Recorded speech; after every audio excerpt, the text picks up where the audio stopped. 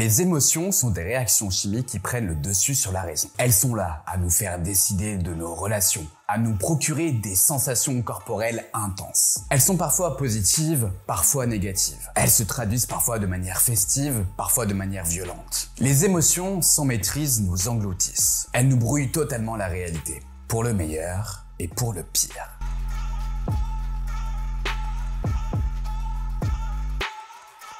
Pourquoi tombons-nous amoureux de cette personne? Pourquoi achetons-nous ce téléphone hors de prix alors que celui que l'on a actuellement est largement suffisant? Pourquoi nos choix communautaires s'appuient sur nos ressentis et non sur l'analyse de notre cerveau? Avant de te partager ma réflexion, je me présente à toi. Je suis Pierre Crozier et je travaille depuis plusieurs années sur toutes les thématiques autour de l'amélioration de sa vie. Si le développement personnel concret est quelque chose qui t'intrigue, je t'invite à t'abonner juste ici. Et retiens une chose ultra importante, cette vidéo n'est pas un jugement. Il n'existe pas une bonne ou une mauvaise façon de faire. L'humain est pluriel dans son fonctionnement et il s'agit ici simplement de faire réfléchir les uns et les autres.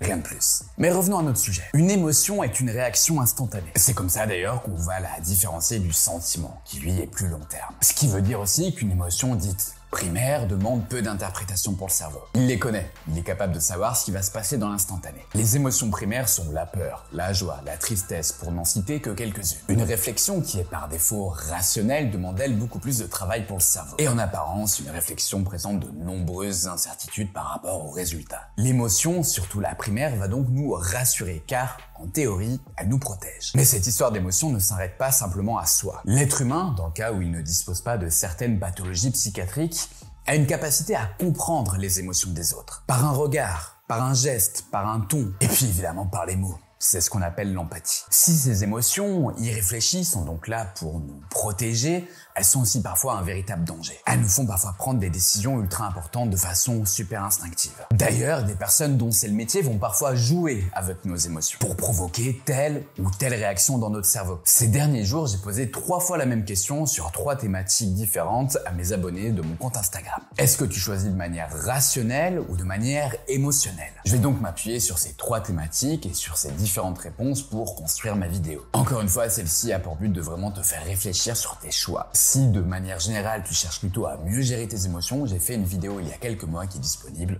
juste ici. Mais cette vidéo que tu regardes maintenant est assez complémentaire et tu ne devrais pas quitter tout de suite. Il y a un super livre qui s'appelle Influence et manipulation, qui a été écrit par le chercheur américain Robert Cialdini. Dans ce travail, ce professeur d'université nous explique toutes les techniques de persuasion utilisées par les différents types d'acteurs. Acteurs, je parle pas de stars hollywoodiennes, d'acteurs économiques au sens large. Le point commun de ces techniques, c'est qu'elles sont toutes basées sur nos émotions. D'où l'importance de se connaître, de comprendre ses propres réactions, de se dire à un moment donné, hop, je prends du recul. Lorsque j'ai demandé à mes abonnés Instagram quels facteurs guidaient leur achat, 71% d'entre eux m'ont répondu leurs émotions. Je spoil un peu la suite de la vidéo, mais c'est sur ce sondage que mes émotions est ressorti le plus. Est-ce que j'ai été surpris par ça?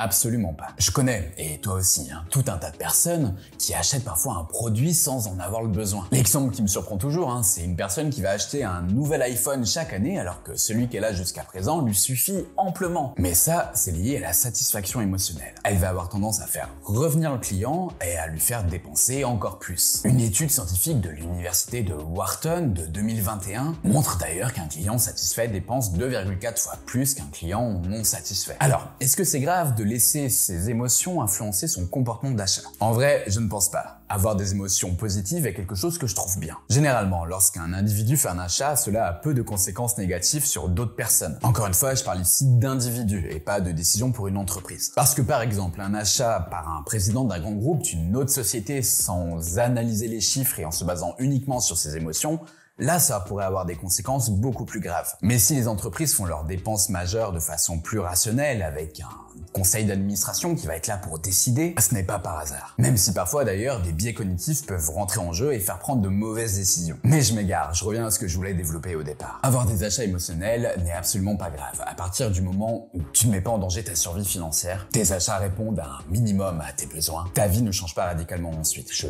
pense par exemple à des achats qui pourraient avoir des conséquences sur notre santé. Après, si tu veux avoir une maîtrise de tes dépenses, c'est bien de faire preuve parfois un peu de raison. À ce propos, j'ai sorti dans les débuts de ma chaîne une vidéo sur mes 5 astuces pour résister aux achats impulsifs, je te la mets juste ici. Mais au-delà de nos achats, de nos habitudes de consommation, les émotions ont un rôle très important dans un autre domaine, les relations. ce que j'appelle les relations, c'est vaste. Commençons par le pro. Tu dois recruter une personne. Il reste 2 candidats à la fin du processus de sélection avec un CV équivalent.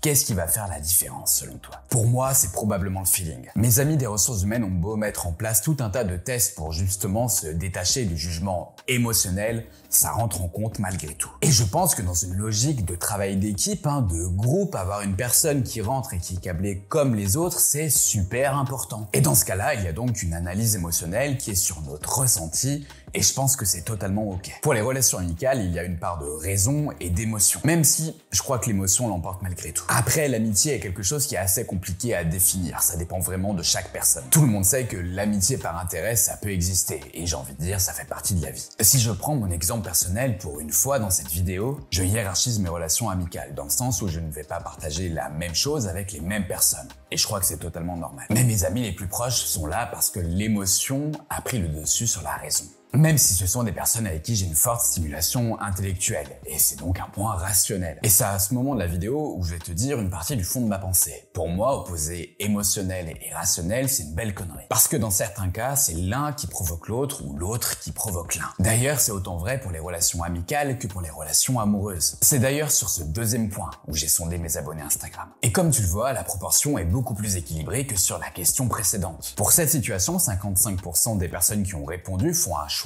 émotionnel, 45% un choix rationnel. D'ailleurs, petite anecdote sur les 3 sondages, c'est le seul où les réponses étaient ultra genrées. Je te laisse me dire en commentaire si c'est plutôt les filles ou les gars qui ont répondu rationnel ou émotionnel. Je suis curieux d'avoir ton avis, un peu avec des a priori. Cependant, je ne suis pas très surpris du résultat. Malgré le fait qu'on pense qu'une relation de couple, une relation sentimentale fait rentrer énormément en jeu les émotions. Construire quelque chose avec quelqu'un en binôme nécessite beaucoup de points communs. Avoir des envies similaires, avoir les moyens pour réaliser ses envies, et avoir des valeurs en commun, encore plus si l'on veut des enfants ensemble. Est-ce que cela veut dire que les personnes qui ont voté rationnel n'ont pas de stimulation émotionnelle dans leur vie sentimentale? En vrai, bien sûr que non. Je connais à titre personnel des personnes qui ont donné la réponse rationnelle et qui pourtant vivent à fond leurs émotions de façon émotionnelle. Mais j'interprète cette réponse comme « j'ai besoin de bases rationnelles pour construire quelque chose avec une personne ». Je pense d'ailleurs que cela permet de développer des émotions qui ensuite deviennent sentiments. D'ailleurs, j'ai une réponse un peu marrante qui était « c'est un choix physique ». Mais en fin de compte, cette personne qui d'ailleurs n'a pas voté fait donc un choix émotionnel. Oui, l'attirance physique, et Dieu sait que c'est important, est pour moi purement émotionnelle. Parce qu'elle se traduit par des réactions corporelles. Cela ne veut pas dire que des mécanismes rationnels ne rentrent pas en compte, évidemment. Mais ces mécanismes-là en question sont là pour nous provoquer une réaction émotionnelle. Bon, j'ai conscience que cette vidéo peut demander un peu de réflexion. On fait donc une mini-pause. Je t'invite à t'abonner juste ici.